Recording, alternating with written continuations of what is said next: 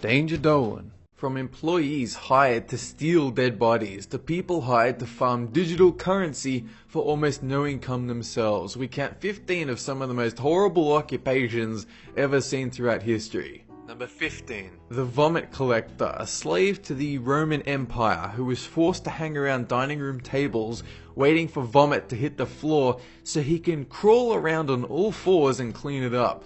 It was actually a common occupation since the emperor and his guests would voluntarily vomit to make room for more food. In fact, Julius Caesar avoided an assassination attempt by feigning interest in visiting the toilet, only to return to his room to blow chunks, which, of course, would need to be cleaned up by a certain slave. Number 14. Fuller, a job in which sheep are sheared, their wool carded, spun and then woven, basically cleanse and thicken woolen cloth. See, this wasn't so bad, except they needed alkaline to cleanse the wool, and it was expensive. So they turned to stale urine instead. Gallons of urine taken from farms and private houses, only for the poor wool cleaner to need to trod through urine for 7 hours a day, up to their knees in stale human urine. Not something you would want to print on your resume. Number 13. The Sin Eater. Pretty much a terrible job no matter which way you spin it. The Sin Eater was a 19th century outcast that nobody cared about. Essentially, a homeless person paid to absorb the sins of other people. They did this by waiting for a person to die, then food is passed over the corpse, and then the Sin Eater has to eat the food and thereby absorb the sins wafting up from the body. In return, they were given scraps of money. The Sin Eaters give up any chance of a decent afterlife, are shunned by society, and usually starving to death anyway. But hey, first world problems. Number 12. The Gold Farmer, a Chinese job started around 2007 in the massively multiplayer online role-playing game World of Warcraft, in which your job is to amass virtual currency called gold. The gold is sold to other places in exchange for real money, but to farm the gold is basically slave labor, working 12-hour shifts for the world's most measly pay, 30 cents per hour. That's $3.60 per day, so you've already paid off your monthly Warcraft subscription in 5 days. What a deal. Number 11. Knocker Up. This one has nothing to do with impregnating people, which is a shame because then the occupation would actually mean something. Instead, the knocker up goes around tapping on your window with some bamboo in order to wake you up in time for work. In fact, he won't stop tapping until you tell him to go away, but only if you give him a little bit of money. So, you're employing someone to bother you, but at least he isn't trying to sell you something. Number 10. Spit Boy, the lowest ranking member of kitchen staff, a teenager hired to stand there and turn a metal spit that roasts meat for hours. And it wasn't as easy as you might think. The meat was packed on so extensively that you could barely turn the thing. The handle made of iron, heat in your face all day long. Just imagine if someone hired you to stand next to a bonfire and lift weights for 8 hours a day. Try and keep your eyeballs from melting into your beard. Number 9. The Leech Collector, a job that continued into the late 19th century to collect leeches so they can latch onto a medical patient and withdraw small amounts of blood for therapeutic reasons. Leech gatherers were forced to wade through dense leech-filled areas and allow them to latch onto their legs and suck, losing tremendous amounts of blood for measly pay.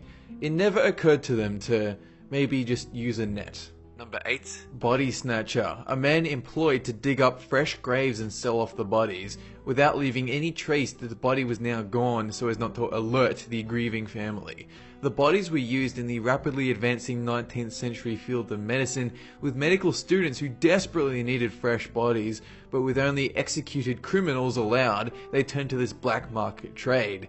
And then we all discovered cremation and the industry took a downward turn. Number 7. Subway Pusher, a Japanese line of employment created purely to manage the peak hour public transport traffic when trains are filled beyond 200% of their maximum capacity.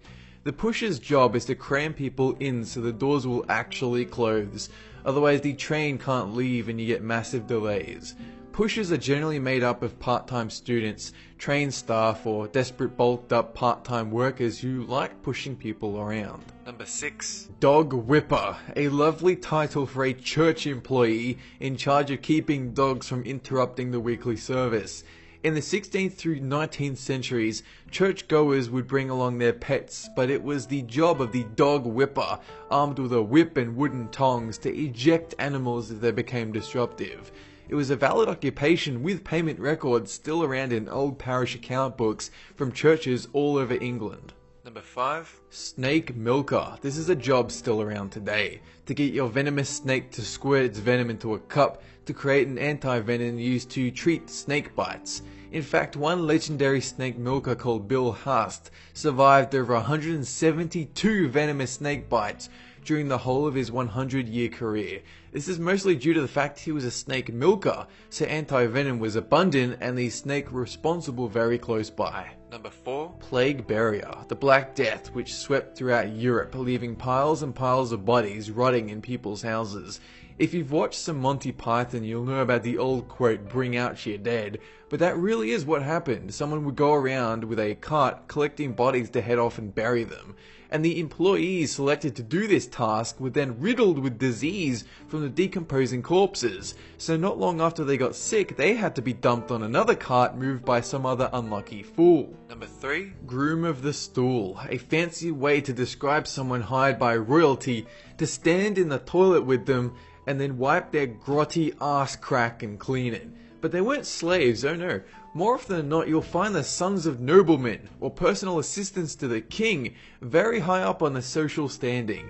To be selected to clean the gunk off a royal anus was quite the honour, and it's a shame we're forced today to do it ourselves like savage cavemen. Number 2. Tosher, a person who used to scavenge in the sewers of London, stripping valuable copper from the hulls of ships and stealing tradable treasures flushed down sewers. This occupation made you smell like garbage 24/7, and so you might imagine they weren't very popular whenever encountered in society. Number 1. A French beggar. This is barely an occupation, more of a desperate act for homeless people to get by day to day.